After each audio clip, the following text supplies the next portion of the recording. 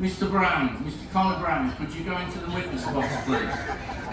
And just take that out of the stand if you wish, if it helps. Just pull it. That's it. Raise your right hand and repeat after me. I do solemnly and sincerely affirm. I do solemnly and sincerely affirm. To tell the truth. To tell the truth. The whole truth. The whole truth. And nothing but the truth. And nothing but the truth. Okay, if you just listen for the questions coming from over here. Okay, go ahead. Thank you, Miss Brown. Have you at any time had a sexual relationship with the deceased, Mr. Paul Andrews? I have not, no. Thank you. I'll follow that up with a question. And again, we're asking this question because it may have an impact on the actual offence of murder. Are you bisexual? I am not, no. You're not. So it would never cross your mind to have any sort of relationship with somebody like the deceased Paul Andrews? No, I'm heterosexual, straight male. Okay. Well, you're from Newcastle, so I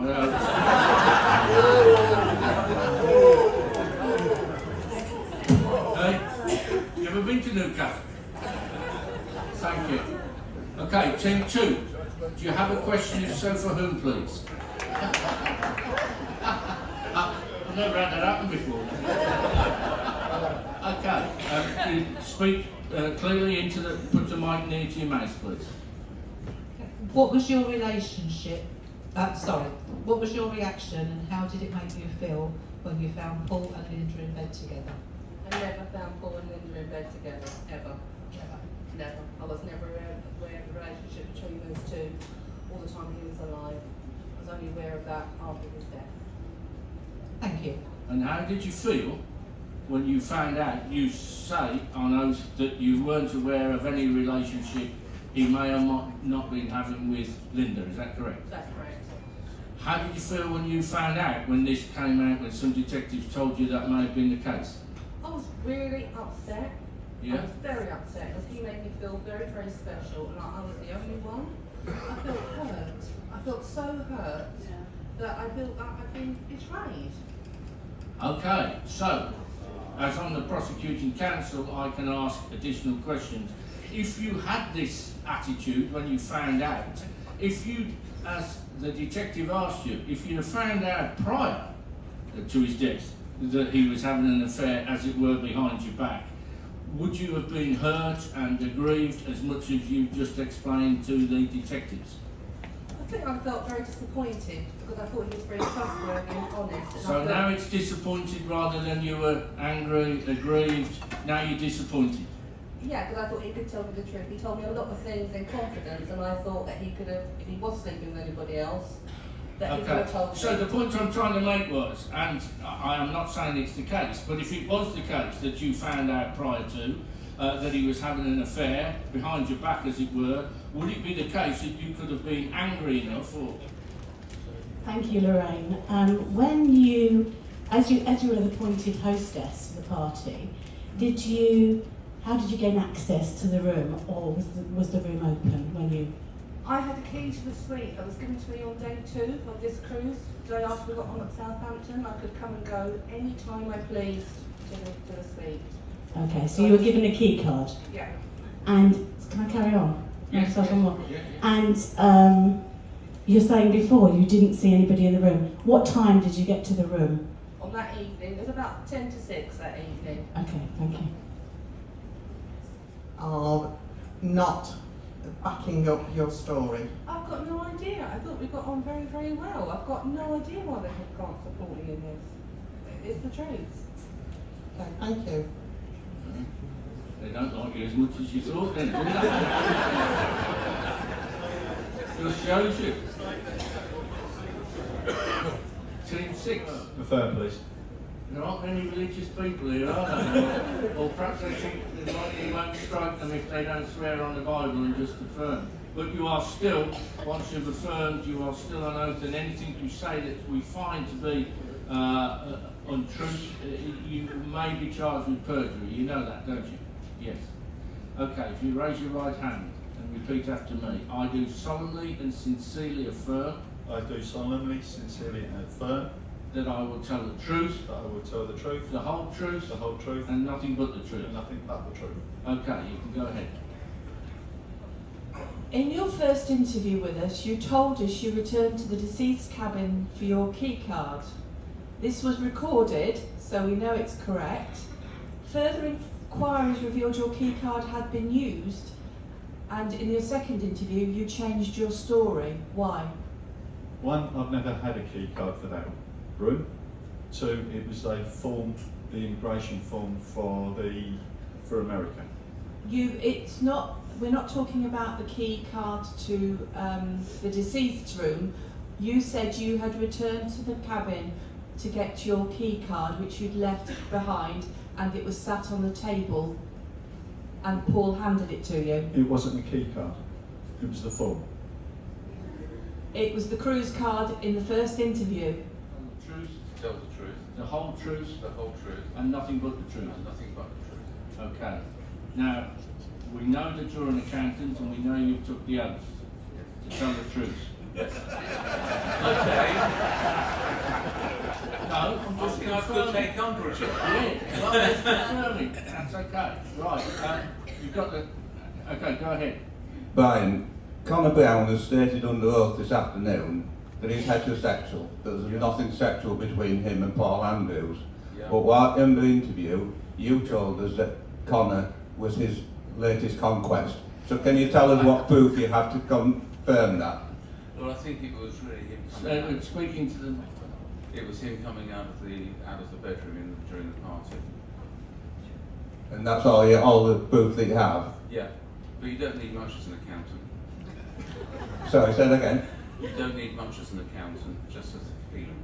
And was Paul Andrew in the bedroom at the same time? I think so. Okay. So you're basing the fact that Connor may or may not be having an affair with the deceased or some sort of relationship based on the fact that he came out of the bedroom. Yeah. With Paul. Okay. Could they actually have been in there taking drugs? Or doing a drug exchange, perhaps the drugs that you'd supplied to them? First of all, they could have been taking To drugs. consumer, so we can. First of all, they could have been taking drugs, and secondly, I did not supply drugs. I've never taken drugs in my life, other than prescription drugs. Sorry? It is, well, perhaps being misread or whatever, but Brian saw you coming out of, on the night of the party, Brian saw you coming out of the bedroom of the deceased. Do you agree that that's the case? No, I do not agree. So you're saying you never went into the bedroom? I did not know. Okay, so either Brian's lying or you're lying. That would be the case. That would be the case. Okay. Okay, I won't ask you any more questions at the moment. I'll see whether there's a text. Whilst you were in the room with Paul, did you notice anybody else in the room? Apart from Paul. We only had eyes for each other. Fair enough. Did you hear anybody try to enter the room? Did you hear the door go? No. Okay, thank you very much. Did you, you say there was only you and him there? As far as I know. Yeah. You didn't check the wardrobe or anything? We were too busy for that. Were you?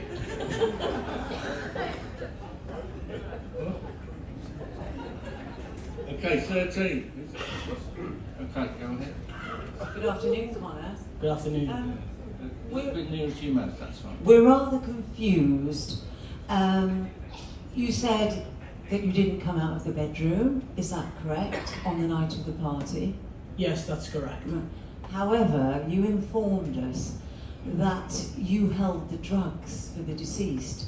So did you do that in front of the whole party then? As previously discussed with yourselves and other teams, Brian acted as an intermediary between myself and Mr. Andrews for the drugs. So every time I indirectly sold drugs to Mr. Andrews, it was through Brian. But you actually told us the first time we interviewed you that you held the drugs the night of the party. That's why your fingerprints were on the packet. Or... No, I believe you might be confused. Oh, Just I don't the think same. so. I don't think so. Also, we'd like to, we haven't had it confirmed. You said that you were in Champions for an awfully long time, and then you went up to the grill for your late night snack. Correct. You only had hors d'oeuvres, didn't you, at the party? Sorry, I only had You one. only had hors d'oeuvres with your drink at the It's party. sandwiches and bits. Right, I'm not that posh. I'm from They don't Newcastle. have all and those. stuff like that. They don't have all those in Newcastle. Well, there you go. So there are, we're having an education lesson then. Right, okay. So, you are telling us that you sat in Champions for that whole time and then went up and had your supper at 11 o'clock. Gosh, you don't get hungry like I do. Well, I mean, that's what must separate us both. Then. Do you know it must do, and a county as well. Thank you, Connor. Thank you. I mean, there isn't a lot of fat on him, is there? About your involvement with both Claremont and whether you had been interviewed under caution with respect to the hotel fire. Why? I lied because Nearer, please, Kevin. I lied because I was aware that I was going to be involved in something that I hadn't done, which was kill Paul Andrews. I don't follow that. You say that you were aware that you were being investigated for the death of Paul Andrews, so you decided to lie to us. With regard to the issue of being under caution when I was talked about the fire, yes. And about who your employer was, because you maintained it was Marriott Hotels Yes, my when it was Claremont. My employer is Marriott Hotels, which I can prove with checks that I have received until I retired in 2019. Can you tell us, does the deceased or any of the associates of the deceased owe you any money? No, neither the deceased nor any of his associates owe me any money. And so these drugs that you've supplied for the cruise, you've told us two stories. You've told us one, that you weren't being paid for these drugs and that you were supplying them in return for assistance with your business as a personal trainer. And you've also told us that you've paid Brian in advance for the supply of the drugs. Which is the truth? I never paid Brian for drugs on any occasion. It was the latter. Brian paid me on a few occasions previously to act as an intermediary between myself and Mr. Andrews. In regards to the advice I was getting of Mr. Andrews, that was a gesture of goodwill. And so that had nothing to do with your supply of drugs? No. Every single time I've supplied Mr. Andrews indirectly with drugs through Brian, there has always been cash coming towards myself. And a final question, if I may. What has been the total value of the transactions between you and the deceased lawyer's acquaintances? Probably into the tens of thousands. Thank you. At 11:25. I did not. You did. We have that confirmed. We want to know what you were doing up until 11:25. I was in my cabin. You weren't. You lied. We've got proof.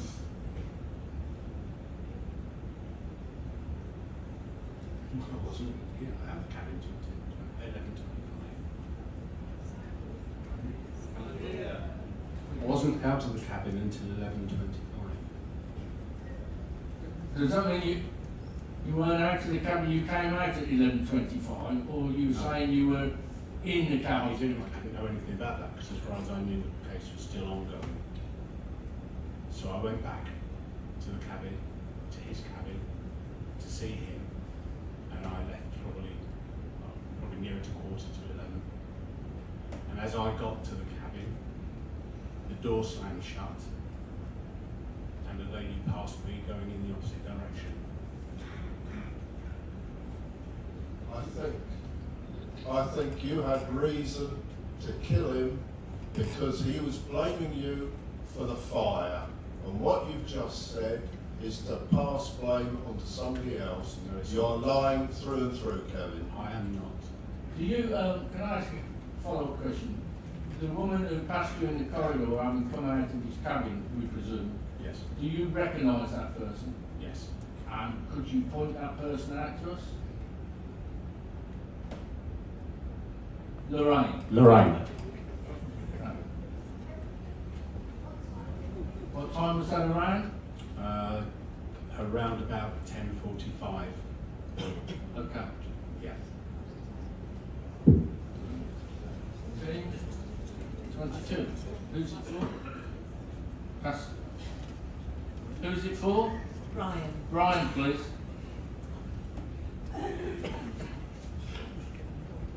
Okay, go ahead.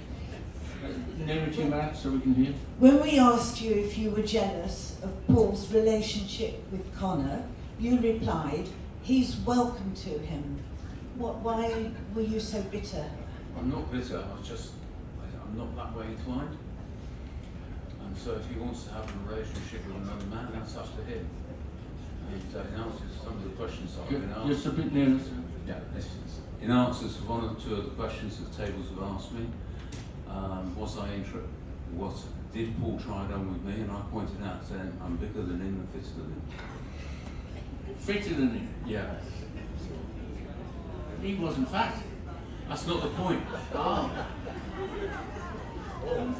You've been communicating with Malcolm for quite some time by email, and yet you said you were surprised to see Malcolm. So Why? Why? You asked me questions about what my movements were. I told you what they were, and that's the way things fell in. I have been accused by Connor of supplying drugs, which I have never done, nor have I ever taken drugs other than prescription drugs. So as far as Connor was concerned, you're just getting your own back and suggesting to us that he was involved in the murder. Also, Malcolm, you mentioned on the way to the quiz, popped away out of the lift and was later arriving at the quiz, again suggesting that he might have been involved. Is that not correct? All I said was that he was late because his wife was not very well and he had to help her get to bed. So he missed the first two questions on the quiz. The quiz, very unusually, as most of you know, finished at 11:10 because we had a decent and competent quizmaster that night. No comment. Yeah. It seems you're having to go at everybody. Okay, thank you. Oh yeah, are you ready now, 3? You've only had 2.5 weeks. I forgot all about you, just in one moment. Last question. Who's it for, please? Kevin. Who's asking the question? Okay. There's the microphone. Let me have a feel where he's going. Yeah, you put it to your mouth. Kevin? Is he there? Yes, I am. Yeah, he's there, yeah. No, move it to your mouth. Right. Right up. Right, can you hear me? I can. Can you hear me? Yes, I can. Okay. Kevin, I'd like to remind you are on oath, and when we interviewed you last, you have completely now changed your story. So we would like the truth. Now, you now say that you left your cabin and you went to Paul's cabin around 11:15. Yes. You also could say that you saw Lorraine leaving Paul's cabin at that time. Yes. Right. Did you go into Paul's cabin? No. Why not? Because nobody answered the door when I knocked on it. So you knocked on the door, there was no reply, No. and you left. Yes, but I knocked again, just in case it hadn't been heard. And when it wasn't answered, I left. So was Lorraine still there when you were knocking on the door? No. She had gone? She had gone, yeah. Can I quickly ask, how was her demeanour? She was hurrying away very quickly. Anything else you'd like to add? Okay, thank you. The evidence that's come out, or the information that's come from the suspects in the witness box, it may well be, hopefully you have further questions to ask them. We will continue the courtroom tomorrow. At the end of the courtroom, which will be at 1:45 tomorrow, you'll be given an answer sheet. It says on it who, how, why.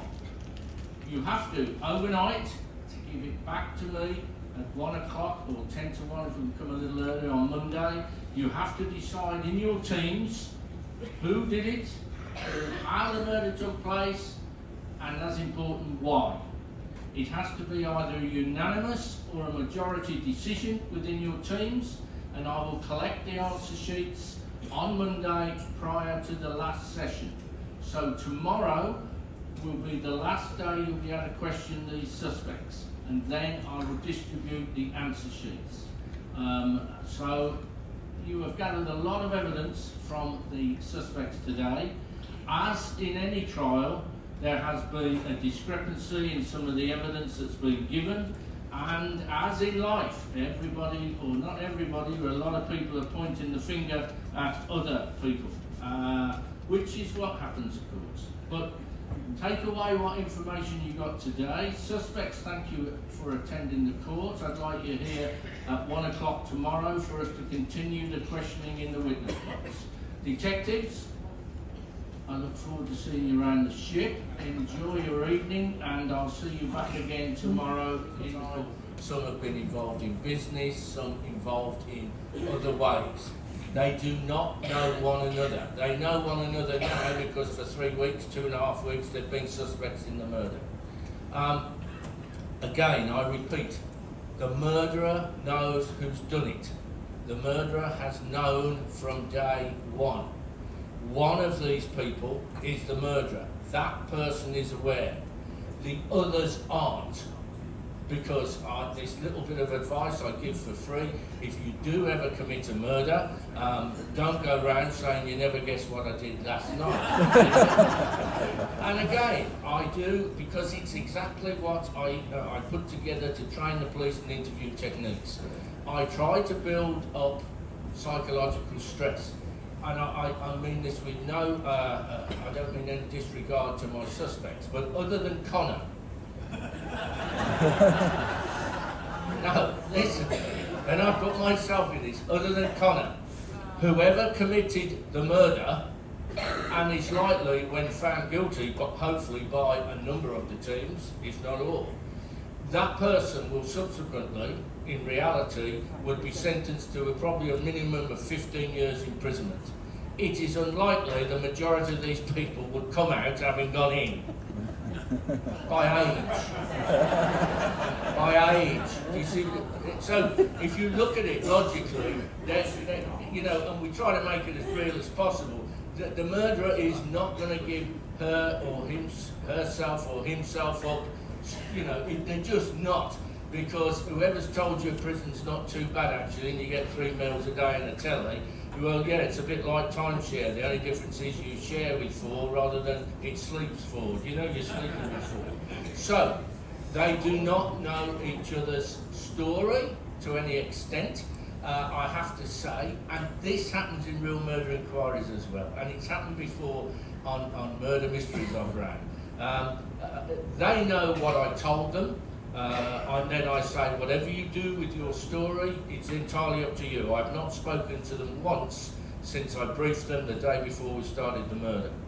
However, I have to say, there's things come out in the cross-examination yesterday that even I didn't know about. And I wrote the story. So I am stood there going, get out, I didn't know that. But it's not wrong. Because if they decide, because they're trying to deflect or whatever, if that's what they decide to do, that's what they decide to do. Now, there has been not a number of complaints, some complaints. Now, it's regarding people who've given evidence in the witness box, and what they've said has been misconstrued. Now, it's a case of this, that one of the suspects admitted in the witness box that she had had I think she used the term dalliance with the deceased. Now, it would appear that people in the laundry have been saying apparently he was hung like a stallion. Now, that wasn't said, and I have to say to you as detectives, if I find out who did say it, there will be consequences. Okay? So, you never want to go into those laundries. It's dangerous. It's more dangerous than going to a cocktail party. So, before I start with the questions around the groups, because as I said, the people themselves, other than the murderer, don't know who's done it. So it is interesting for you as detectives, because I know some of you ask direct questions just into the microphone. I swear by Almighty God. I swear by Almighty God. That the evidence I shall give. The evidence I shall give. Shall be the truth. Shall be the truth. The whole truth. The whole truth. And nothing but the truth. And nothing but the truth. Okay. Now then, Maggie, there's been a lot of things said about the deceased, about his background, about his habits. Can you confirm when you first met him? 1999. 1999. And in what circumstances did you meet him? We both served together in the RAF Reserve Forces. Okay. And what sort of person, if I'm asking you this as an open question, what you've heard some of these witnesses, what they've said about him, some of these suspects. What's your opinion on some of the things that's been said? Is this the person you remember? Yes. Oh, it is. So he was a womanizer? Yes. Ah. He used drugs? I don't know about drugs, no. But he was a womanizer back then? Yes. Oh, wow. And presumably, was he married? Can I ask a question?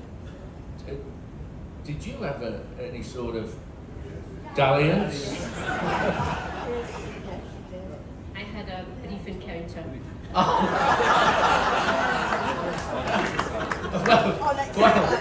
I think I've had one of them, but I can't remember. Does that mean, and I'm not, does that mean you were in a relationship? For a very short time while we were on detachment. Ah, were you married then? No. Oh, so was he married, do you know? Yes. Oh, he was. But I suppose you never know what's going to happen the next day when you're on detachment, do you? No. So it's a bit like the war, isn't it?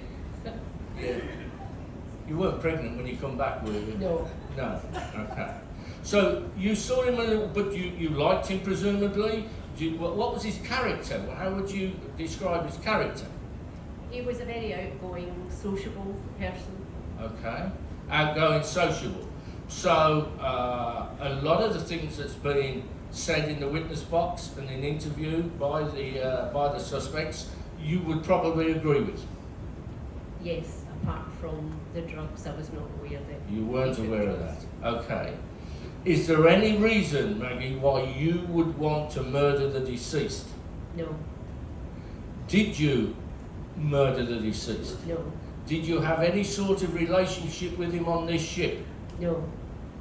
So you were invited to his birthday party because of the fact that you knew him in the past? Yes. Okay. But you can leave the witness box. Good afternoon, Mrs. Bottrell. You have to pick the microphone up and speak into it. No, just put it in your left hand. Do you wish to swear on the Bible or affirm? Okay, if you raise your right hand and repeat after me and talk into the microphone. I do solemnly and sincerely affirm. I do solemnly. Speak up, please. I do solemnly. What was it? And sincerely. And sincerely. You know what sincere means? Yes, you do. What? Yes. I do solemnly and sincerely affirm. I do solemnly and sincerely affirm. To tell the truth. To tell the truth. The whole truth. The whole truth. And nothing but the truth. And nothing but the truth. Okay. Now, when did you first meet the deceased, Sue? First meeting, or Can you speak up a bit? They can't hear you. No, our very first no, met. nearer? That's it. I first met him about 40 years ago. About 40 years ago. And what circumstances did this meeting take place? We both worked in the jewellery quarter in Birmingham. You both worked in the jewellery quarter in Birmingham. So was he living in Birmingham at this time? He was at college. He was at college. We're talking 40 years ago. So you were both young people? Yes. Well, youngish.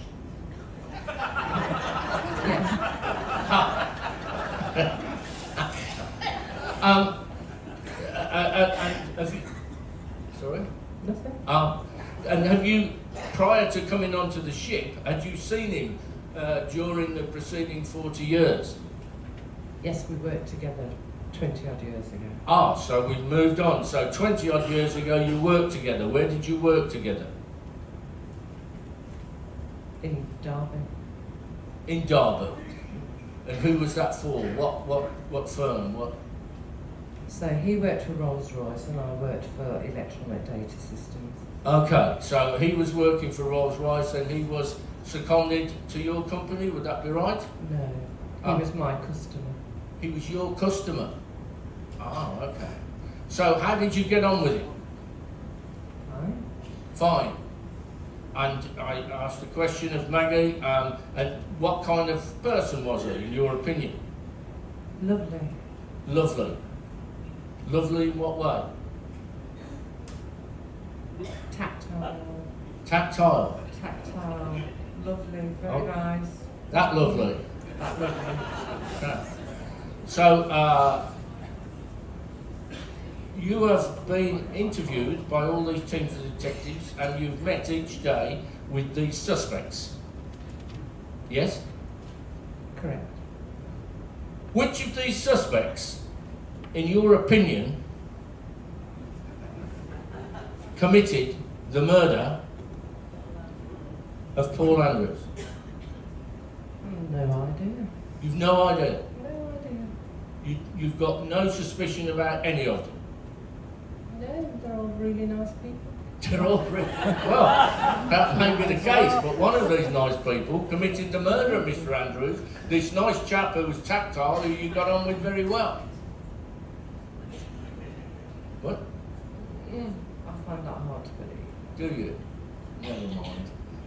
And how are you? And how's your health these days? Why? I just wondered, that was all. You're keeping well? I've got a really bad cold. Okay. All right. Can I ask you a question? A straightforward question. You may. Did you have any sort of relationship with the deceased whilst on this ship? No. Did you want to have a relationship with the deceased whilst on this ship? No comment. I believe you've been married about 5 years to your present husband. Correct. Is he in the audience? Is he in the court? Yes. He is. And the fact that you said no comment would indicate that if somebody did that... What? Forgot. Sorry. You what? Can I change that then? Yeah, I think it's a bit late, but yeah. So you wouldn't have wished to have any sort of relationship? No, I'm happily married. Yes, okay. Yeah, you forgot that bit, didn't you? Okay, you can put the microphone down and return to your check that you've done it. If you do, that's fine. We'll all go home early, but who do you think did it, Brian? Lorraine. Lorraine, this is I feel a little bit sorry for you, but you've heard what's been said. Now, you were asked yesterday and you denied murdering him. That's correct, isn't it? So, if you didn't do it, that's what you're saying, who do you think did? I've got no idea. I checked everybody out, I'm looking at them, I'm hearing evidence, and I still have got no idea who did it. Can I ask this? I mean, the fact that two suspects already have pointed the finger at you, how do you feel about that? I think they've got something to hide, and also yesterday with Kevin, they own this, so I think he's lied on oath, he's lied to the team. And so three of them.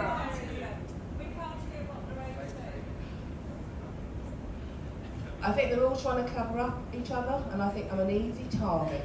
And even Kevin yesterday named me, and I think he's lied to all the other detectives. He's been found out, so he's named me as well. Okay, just a short answer would be good, actually. Yeah. But you don't know who's done it. No. But you are determined that it's not you. Linda, who do you think amongst the suspects may have committed the murder, if presumably you're not admitting to it? I'm not admitting to it.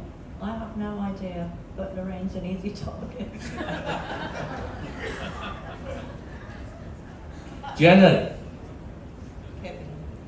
Kevin. Connor? Brian. Brian. You and Brian don't seem to get on much, do you really? Kevin? I think it's Lorraine, because I saw her come from the room before I got there, and I wasn't able to get in. You think it's Lorraine. Maggie? Brian. Okay, so amongst the suspects, you said you didn't know anybody had done it. They're all nice people. You've changed your mind in the time from there to there.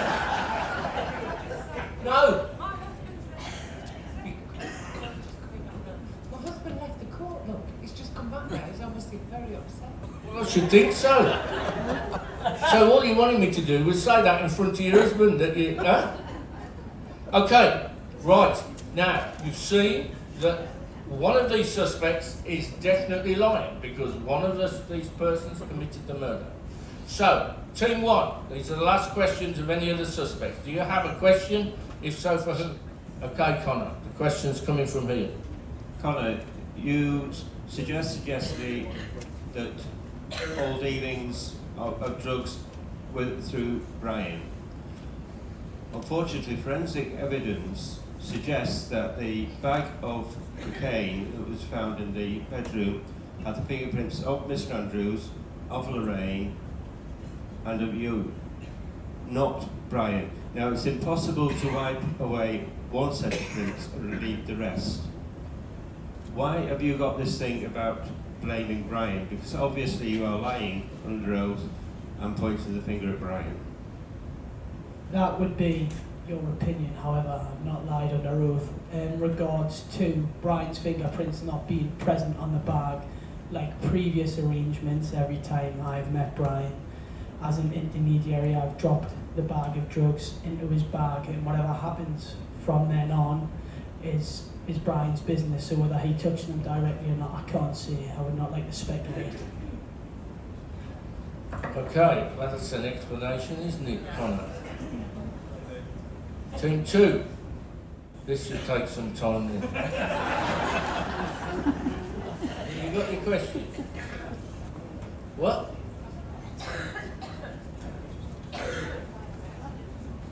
What? Do you want me to come back? Okay. Yes, Jan. Yeah. Lorraine, Bit nearer. bearing in mind you are still under oath, Kevin last night suggested that he saw you leaving Paul's cabin around 11:15. Can we ask you to explain, please? You can. I didn't sleep very well last night. Speak a bit louder. I didn't sleep last night because of this came so out of the blue. There was no inkling. I've spoken to my lawyer.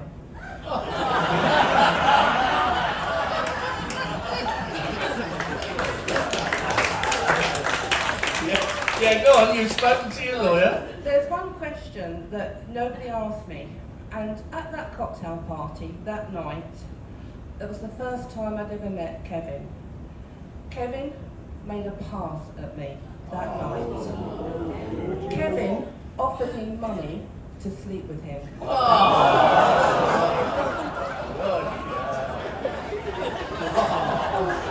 I didn't declare it at the time because I was embarrassed and I thought it had no relevance. but there's nothing like a man's scorn to Oh, get on a woman. And I think that is why, because I turned him down, Dan, and I think that is why he is now out to set me up. Well, Lorraine, we only have your word for that. Well, we don't do, yeah. So are you now denying that you were ever at Paul's cabin around 11:15? You were not in the. You're saying you weren't in the cabin at all after the cocktail party. After I left that cocktail party at 7:45 that night, I never returned to his suite. Never. Right. Thank you. Well, listen to the question first before you make a statement. Okay. We've heard, Kevin. A bit louder, please. Sorry, we've heard, Kevin, that you saw Lorraine leaving at 10:45. Was the door closed when she left? Yes, I heard it slam. You heard it slam, so you weren't able to enter the room. No. And the allegation that Lorraine has now brought into the courtroom, is that true that you made a pass at her and offered her money to have sex with you? No, I didn't. Because all the time I was there, I was with my wife, and my wife is sat in the back of the room now. Well, you wouldn't admit it anyway then, would you? No, I wouldn't. No. But if I was with her the whole of the time, that I would have done. Or what was it when you passed in the corridor? What was what? Did you pass Lorraine in the corridor? I saw her. You saw her at 10:45. Yes. And what were you doing? Around about 10:45. Okay. And what were you doing from 10:45 to 11:25? I went down and was making my way back to our room and wondering what to do next. And I sat down in Champion's bar before I carried on back to our room. Okay. Thank you. A conversation with Paul about the fire. Yes. When was that, and what are the details of the conversation? That was at the party, and I asked him if he knew what was going on with regard to the claim that was going through, and he said, yeah, everything's okay, and that ended the conversation. System, how do you explain this? I don't have an answer for that. I maintain that I still don't take drugs in regards to this information. I never done a drugs test or anything like that, so how it was obtained is beknownst to me. So you're denying, or you're saying that the police evidence is incorrect? Correct. Yeah.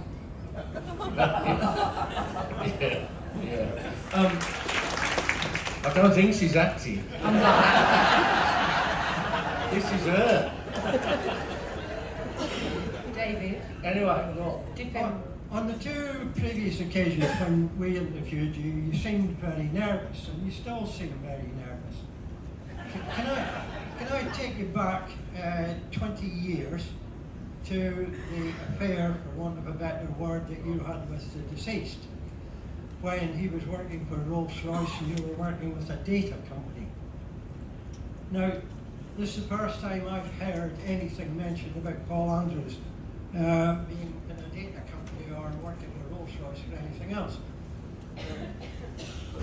Can you please confirm how many children you have? Did you hear the question?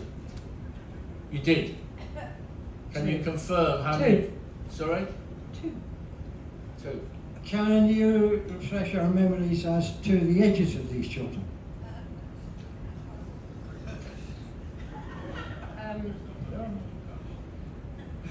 It can't be that hard.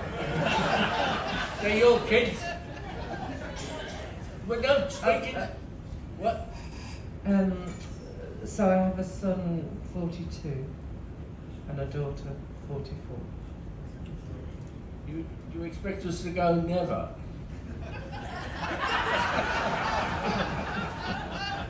Never. Okay, do you need to ask us a son? Excuse me. Thank you very much. That's a nice compliment. It wasn't meant, is it? It's supposed to be funny. On one of the occasions when we interviewed you previously, you let us see a diamond ring that Paul had given you. No, speak into the microphone. Oh, yes. What was the reason for him giving you that ring? No, we can't hear you. You All can't right. talk to yourself. You have to speak up so the members in the court can hear. I've still got the ring on now. That wasn't the question. Because it... Because he loved me. Oh, he loved you. How long did he love you for?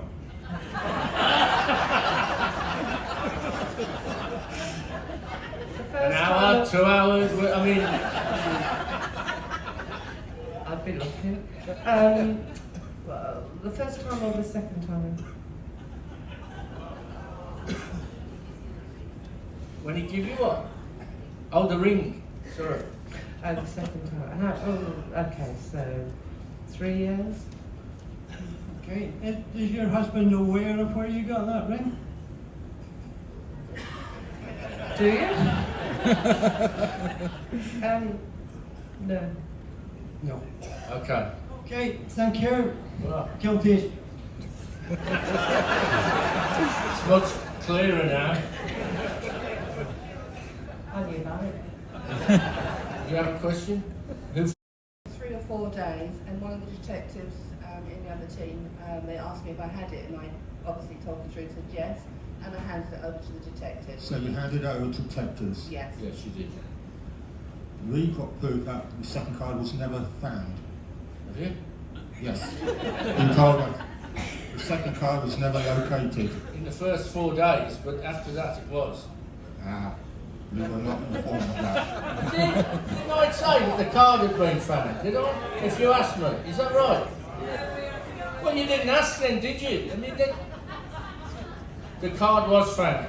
Just one last thing. You arrived at party at 10 to 6, That's correct, yes. and Paul was fully dressed and waiting to go for the party. Yes, he was, yes. Did he feel flustered or anything? Didn't appear to feel flustered, he was looking good. He was looking good Bear that in night. mind that he's just had a partnership with someone else half an hour before. Which I wasn't aware of, but he smelt nice, he looked nice, yeah. Okay. Okay. He's an accountant. They cheat and lie and don't pay tax and try to get out of everything. I'm telling you, he's good at it. And to give you some... Do you know what he said to me today? talk, Do you know what he No. Do you know what he said? He said, there's 3 types of accountants. He told me this, 3 types of accountants. They go, what's 2 and 2? One accountant says 4. And then he goes to the second one and says, what's 2 and 2? And he says 5.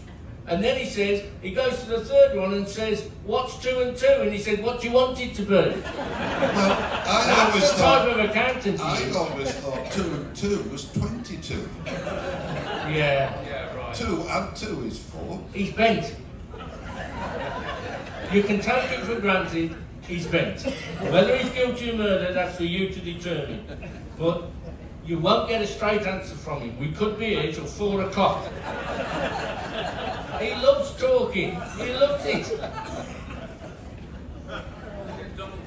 Donald Trump was appointed and later on.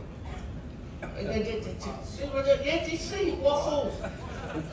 Who's question 4? Yeah? Okay, who's it for? Call Linda Aston. Call Linda Aston.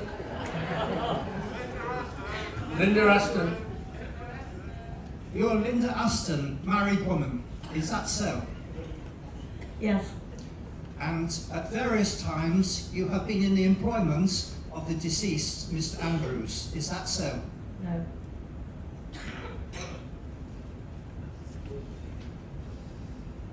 Have you provided services for Mr. Andrews in terms of planning? What? There's something down that they said she was involved in planning. Planning? No. Which was activities in his employment, whether paid or not. Is that so? No, I wasn't employed by him at all. Then did you provide any other services? Did you have a closer relationship with him at any time? Do you mean a business relationship?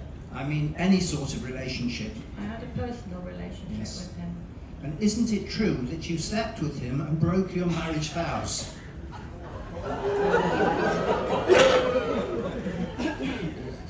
And are therefore not of good character as would be thought of by this court. Let us carry on. You attended the party, which was also hosted by Lorraine. Is that so? I wasn't aware that it was hosted by Lorraine. I only knew Paul. But Lorraine was prominent in this, in welcoming, visiting. Did it not occur to you that she was close to Mr. Andrews? Not really, no. People were circulating and being sociable and friendly, including Lorraine. But was it not true that you were jealous of Andrews' close relationship with Lorraine? I didn't know about any close relationship with Lorraine. Did you not go to see Andrews later and confront him over this? No. And did you not find that he turned his back on you and then you turned on him with a bottle? No. No further questions. Thank you.